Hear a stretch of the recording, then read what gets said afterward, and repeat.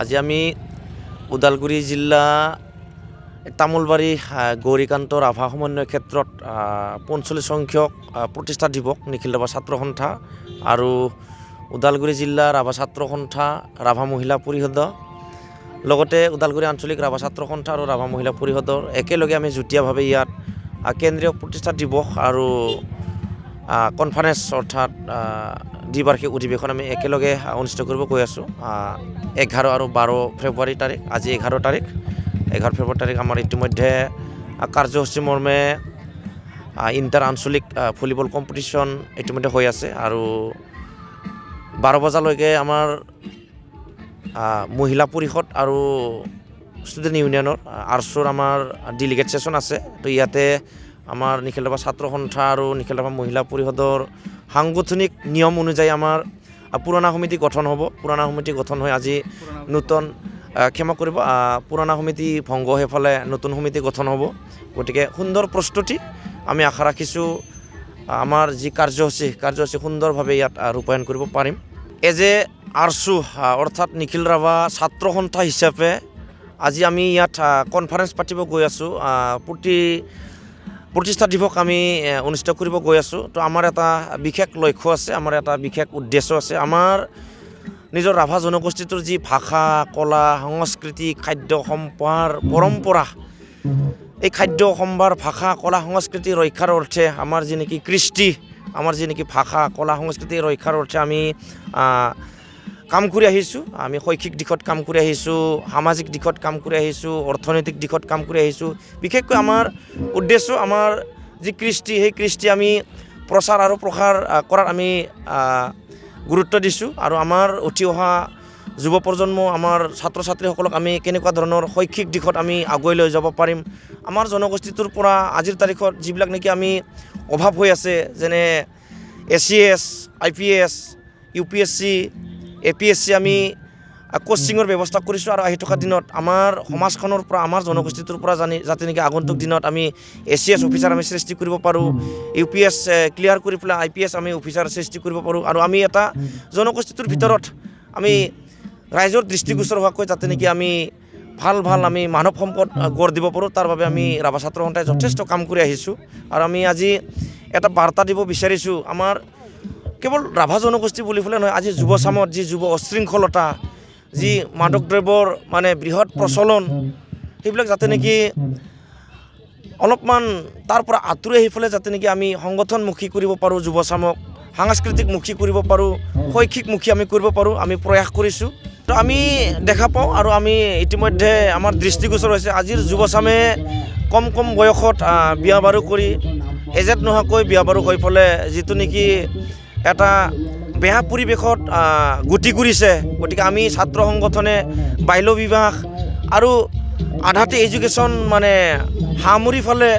যেনে কোনোবাই 9লৈকে গৈ ফালে, কোনোবাই ক্লাছ 10লৈকে, কোনোবাই আন্ধাৰ মেট্ৰিক, কোনোবাই মেট্ৰিক কমপ্লিট কৰি ফালে বিয়া বাৰু কৈ ফালে মানে তাৰ জীৱনটো ধ্বংস হোৱা আমি দেখা পাইছোঁ। গতিকে আমাৰ এই যে ছাত্ৰ সংগঠন হিচাপে, এই যে আৰ্টছু হিচাপে, এই যে জাতীয় সংগঠন হিচাপে এই ছাত্ৰ ছাত্ৰীসকলক আমি আহি থকা দিনত আগুৱাই লৈ যোৱাৰ স্বাৰ্থত আমি ইতিমধ্যে বহুত এৱাৰনেছ কৰিছোঁ, বহুত আমি এৱাৰনেছ কৰি পেলাই সজাগ কৰিছোঁ, সচেতন কৰিছোঁ। তো এতিয়াও আমি 100% ছাকচেছ বুলি পেলাই ক'ব বিচৰা নাই। আমাৰ সমাজখনৰ প্ৰতি, আমাৰ যুৱ চামৰ প্ৰতি, আমাৰ ছাত্ৰ ছাত্ৰীসকলৰ প্ৰতি আমাৰ কৰণীয় যথেষ্ট আছে। আহি থকা দিনত আমি ছাত্ৰ ছাত্ৰীসকলৰ যি শৈক্ষিক, সামাজিক, অৰ্থনৈতিক, সাংস্কৃতিক দিশত আমি ছাত্ৰ ছাত্ৰীসকলক আগুৱাই লৈ যোৱাৰ আমি প্ৰয়াস কৰিছোঁ। আৰু তাৰে আমি উদাহৰণ হিচাপে আজি ইয়াত ওদালগুৰি জিলাৰ গৌৰীকান্ত ৰাভা সমন্বয় ক্ষেত্ৰত আমি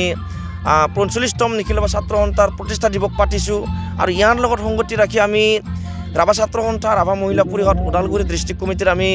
কনফাৰেন্স পাতিছোঁ। গতিকে আমি আশা ৰাখিম ছাত্ৰ সংগঠনমুখী হওক আমাৰ যুৱ চামে, মানে সামাজিকমুখী হওক, আধ্যাত্মিক দিশত ব্ৰতী হৈ পেলাই তেওঁলোকে নিজকে মানৱ সম্পদ গঢ় দিয়াত তেওঁলোকে প্ৰয়াস কৰক, তেওঁলোকে মানে চেষ্টা কৰক। আমি অব্যাহত ৰাখিছোঁ আৰু অনাগত দিনত আমি যথেষ্ট কাম কৰিবলগীয়া আছে আৰু আমি কাম কৰি আহিছোঁ আৰু আমি কাম কৰি যাম। আমাৰ সমাজ ব্যৱস্থাত এই শিক্ষিত যুৱ চামেই হওক, সি বা আমাৰ সামাজিক ব্যৱস্থাই হওক, আজি আমাৰ ছাত্ৰ ছাত্ৰীসকলে যেনেকুৱা ধৰণৰ আগবাঢ়ি যাব লাগিছিল, ই শৈক্ষিক দিশত হওক বা সি সামাজিক দিশত হওক, সি বা আধ্যাত্মিক দিশত হওক, এজন মানৱ হিচাপে এজন ছাত্ৰ হিচাপে যিখিনি আগবাঢ়ি যাব লাগিছিল তাৰ প্ৰতি তেওঁলোকে ইণ্টাৰেষ্টেড নোহোৱাকৈ আমাৰ যুৱচামে অন্য দিশতহে বেছি গুৰুত্ব দিয়া আমাৰ পৰিলক্ষিত হৈছে যেনে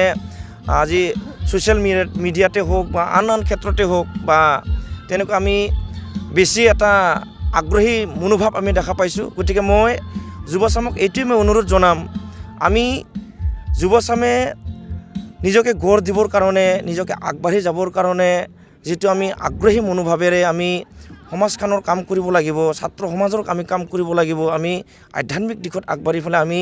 নিজক গঢ় দিয়াৰ যিটো নেকি প্ৰয়াস সেইখিনি আমি প্ৰচেষ্টা হাতত লৈ পেলাই আমি আগবাঢ়ি গ'লে নিশ্চয় ছাত্ৰ ছাত্ৰীসকলে নিজেও আগবাঢ়ি যাব আৰু আমি নিজে ছাত্ৰ ছাত্ৰীসকলে আগবাঢ়ি যোৱাৰ লগতে আমি আমাৰ জনগোষ্ঠীটোকো আমি আগুৱাই লৈ যাব পাৰিম আৰু ইয়াৰ লগে লগে আমি নিজৰ সমাজখনকো আমি আগবাঢ়ি লৈ যাব পাৰিম আমি দেশখনকো আমি আগবঢ়াই লৈ যাব পাৰিম আৰু আমাৰ যিখিনি নেকি প্ৰয়োজনীয় সেইখিনি আমি সুন্দৰকৈ আমি আগবাঢ়াই লৈ যাব পাৰিম বুলি পেলাই মই ক'ব বিচাৰিছোঁ হয় আমাৰ অহাকালি আবেলি 1 বজাত আমাৰ অ'পেন ছেশ্যন আছে মুকলি সভা আছে গতিকে আজি যিহেতু 11 ফেব্ৰুৱাৰী আমাৰ এজেণ্ডা মৰ্মে আমাৰ বা কাৰ্যসূচী মৰ্মে আমাৰ খন্তেক সময়ৰ পিছত আমাৰ ডেলিগেট ছেশ্যন আৰম্ভ হ'ব গতিকে ইয়াত আমাৰ বিভিন্ন ধৰণৰ এজেণ্ডা আছে বিশেষকৈ আমি আজি ৰাভা জনগোষ্ঠীটোৰ যি অমীমাংসিত সমস্যা আমাৰ ৰাভা জনগোষ্ঠীটোৰ যি অমীমাংসিত সমস্যা আমি দীৰ্ঘদিন ধৰি সেই ভাৰত চৰকাৰ সেই অসম চৰকাৰক আমি দাবী জনাই আহিছোঁ ৰাভা হাছং অট'নমাছ কাউন্সিলখনক ভাৰতীয় সংবিধানত 6ষ্ঠ অনুচ্ছেদ অন্তৰ্ভুক্ত কৰিব লাগে 6th শ্বেডিউল আমি দাবী কৰি আহিছোঁ সেই ভাৰত চৰকাৰ অসম চৰকাৰক আমি দাবী কৰি আহিছোঁ গতিকে এইটো আমাৰ মেইন এজেণ্ডা তো ইয়াৰ লগে লগে ৰাভা হাছং অট'নমাছ কাউন্সিলৰ বাহিৰত থকা যিখিনি নেকি আমি ৰাভা মানুহ আছোঁ সেই বিটিয়াৰে হওক সেই বা আন অঞ্চলতে হওক আমি ৰাভা হাছং অট'নমাছ কাউন্সিলৰ বাহিৰত থকা ৰাভা মানুহখিনিয়ে আমি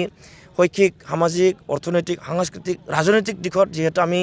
ৰাভা মানুহখিনি আজিও পিছ পৰি আছোঁ ৰাভা জনগোষ্ঠীটো আমি আজিও পিছ পৰি আছোঁ গতিকে এই আমাৰ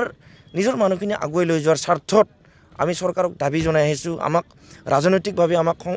সুৰক্ষিত কৰিব লাগে আমাক সাংস্কৃতিকভাৱে সুৰক্ষিত কৰিব লাগে আমাক অৰ্থনৈতিকভাৱে সুৰক্ষিত কৰিব লাগে চৰকাৰখনে বিশেষ মানে ব্যৱস্থাৰে আমাৰ যি ভাষা এই ভাষাটো আজি আমাৰ হেৰুৱাই যোৱাৰ দৰে উপক্ৰম হৈছে কিন্তু আমি অসম চৰকাৰক বাৰে বাৰে অনুৰোধ জনাই আহিছোঁ আমাক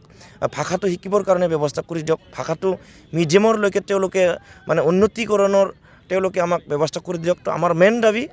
ভাৰতীয় সংবিধানত 6ষ্ঠ অনুচ্ছেদ অন্তৰ্ভুক্ত কৰিব লাগে ৰাভা হাছং অট'নমাছ কাউন্সিলখনক আৰু ৰাভা হাছঙৰ বাহিৰত থকা ৰাভা মানুহখিনিক সেই উন্নয়ন পৰিষদৰ দৰে এটা বিশেষ ব্যৱস্থাৰে